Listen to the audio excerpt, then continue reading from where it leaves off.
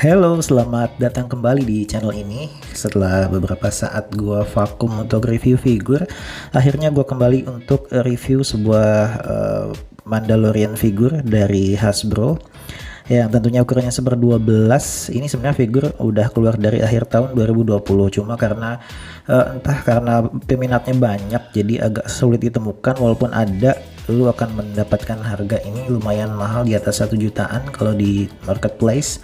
Dan kali ini gua mendapatkan versi figurnya yang sepaket sama The Child atau Grogu. Nah, kalau lu tanya ada berapa varian dari figur Mandalorian ini, sebenarnya ada banyak dari awal, walaupun dia baru 2 season loh, tanpa senjata tombaknya itu ya. Dia ini ada yang versi sebelum memakai full beskar yang warna coklat itu, ada yang udah full beskar yang full silver tapi single, nggak pakai The Child atau Grogu, ada juga yang package-nya berbeda, ada yang versi carbonize dan lain-lain. Dan yang gue dapatkan ini seperti yang gue bilang barusan, gue dapat yang pakai disertakan Grogu atau The Child di dalam paketnya, jadi gue nggak perlu nambah lagi beli figur The Child atau Grogu. Oke, yang pertama gue pengen bicarain itu dari awal. Sebenarnya gue paling kesel itu ngelihat jubahnya gitu. Aduh, jubahnya itu dari karet keras gitu, jadi agak-agak ganggu sebenarnya kalau mau bikin pose dan lain sebagainya itu. Karena bahannya sendiri dari karet keras gitu ya. Jadi sebentar, mendingan gue ganti dulu.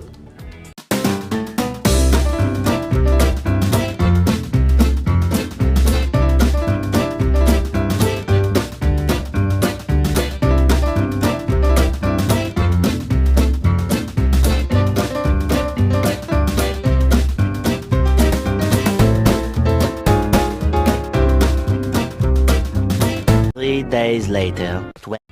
Nah, akhirnya gue dapetin ini dari brand lokal namanya Main Terus, bisa dicek di IG-nya atau di marketplace.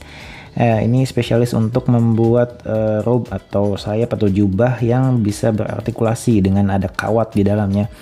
Dan karena bahannya kain, jadi otomatis lebih menyerupai aslinya ya. Kalau di foto mungkin lebih ciamik daripada menggunakan yang aslinya yang pakai karet yang tadi gue buang itu. Nah, sudah kita pakaikan dulu helmnya. Oke, sip. Oke, nah gimana menurut kalian? Menurut gue sih ini kelihatannya lebih oke lah ya.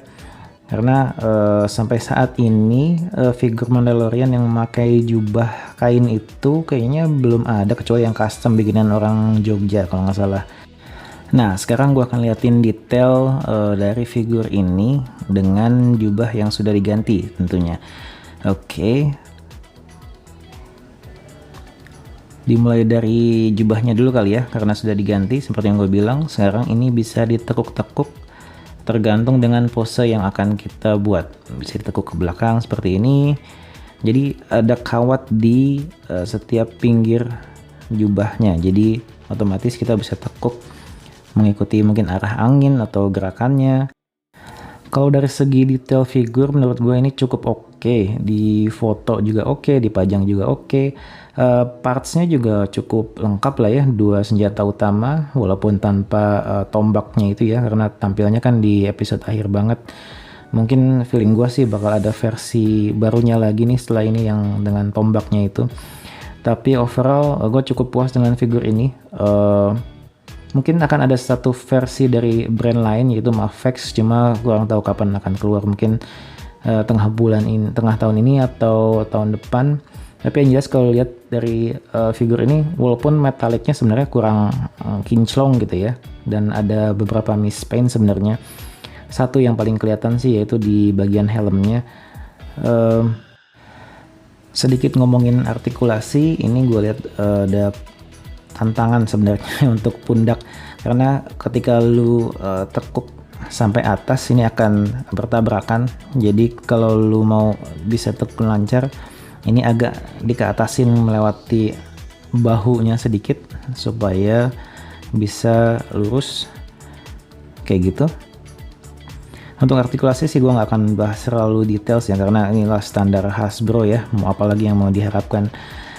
Untuk details figur ini, lu bisa tempelkan rifle-nya di punggungnya melewati tali yang memang disediakan khusus untuk nancapkan langsung levelnya. Tadinya gue sempet nyobain tanpa nancepin ke talinya, itu ternyata kurang kokoh ya, ternyata harus nempel juga dengan talinya. Untuk talinya ini bisa digeser seperti ini untungnya, karena kalau langsung nempel permanen kayaknya jelek juga ya, biar perutnya juga bisa berartikulasi juga kayak gitu. Untuk tempat senjata sih untungnya dikasih details lebih sama Hasbro, dimana kita bisa memasukkan pistolnya ini ke dalam sarung pistolnya ini. Nah, selain bisa dimasukin, bisa ditutup kunci juga seperti ini. Sorry, agak saya harus pakai kuku, ini emang agak kecil lubangnya dan agak susah memasukkan ya. Oke lah, seperti inilah kira-kira ya. Walaupun dengan memasukkan pistol seperti ini, tangannya kan posenya seperti ini ya, agak aneh sebenarnya. Sayangnya nggak ada optional hand. Untuk lutut standar Hasbro seperti yang gue bilang, lu harus bisa memposokkan dengan sesuai kebutuhan, karena double joint tapi posisinya lu bisa rubah-rubah seperti barusan. Ankle-nya standar Hasbro, swivel kiri kanan. Dan untuk helm lu bisa buka, dimana lu bisa ngelihat wajah dari Din Djarin yang dimainkan oleh Pedro Pascal yang pernah main di Game of Thrones juga. Menurut gua walaupun nggak 100% mirip, tapi cukup oke, cukup ketika lu buka helmnya lu akan bilang ini mirip Pedro Pascal. Itu menurut gua sih, tapi oke. Nah, berikutnya kita bahas sisa yang ada di dalam boxnya. Sorry gua nggak buka dari awal karena udah gua buka dari sebelumnya, nggak sabar pengen lihat. Selain lu mendapatkan figur The Mandalorian itu, lu juga mendapatkan tempat tidurnya Grogu ya, atau apa nih, keranjang bayinya kali ya. Ini lu bisa lu tutup seperti ini, seperti di episode pertama, dimana orang belum tahu bahwa isinya itu mirip si Yoda, mirip The Child gitu ya. Dan ini adegan seperti inilah, kalau ingat di akhir episode dimana Mandalorian bertemu dengan si Grogu. Kalau lu mau buka juga oke, bisa ditaruh si Grogunya itu seperti ini, walaupun fix ya. Yang bisa lu gerakin dari si Grogu ini cuma dikit sebenarnya, cuma tangannya bisa diputar seperti ini 360 derajat, dan lehernya juga bisa seperti ini, dan lengannya seperti ini. Tapi ya posenya kayak gini, overall nggak bisa lu rubah-rubah lagi, nggak bisa ngarep terlalu banyak juga kan, karena ini sebenarnya gua anggap lebih ke bonus aja sih. Lumayan lah buat pose pendamping dari si Din Djarin atau Mandalorian itu. Nah, selain itu ada juga figur parts yang belum gua keluarin. Ini jetpacknya ya. Jetpacknya somehow gue agak males makainya. Kenapa? Karena paintingnya itu kayak lupa dicat gitu loh. Sebenarnya kan warnanya itu sama dengan Beskar-nya si Mando kan, warnanya harusnya silver metallic gitu, tapi somehow ini kayak nggak dicat gitu, kayak kurang cat, udah habis gitu. Dan ini jetpacknya lo bisa tempel di belakang karena disediain lubangnya seperti ini, cukup kokoh sih. Walaupun agak bingung sebenarnya memasangnya itu gimana. Gua coba play lagi filmnya di Disney Plus. Kayaknya agak aneh ya, ada jubah dan ada jetpack, emang nggak kebakar itu. Walaupun tetap misalnya lu cari celah untuk foto dia lagi terbang gitu, cukup oke lah. Dipasangkan kayak gini mungkin ya, agak ke kiri dikit. Nanti mungkin gua akan coba-coba cari buat pose terbangnya. Overall sih ditempel seperti ini cukup oke, walaupun buat lo yang suka detail nih, catnya sebenarnya agak mengganggu gitu karena nggak metalik, kenapa gitu.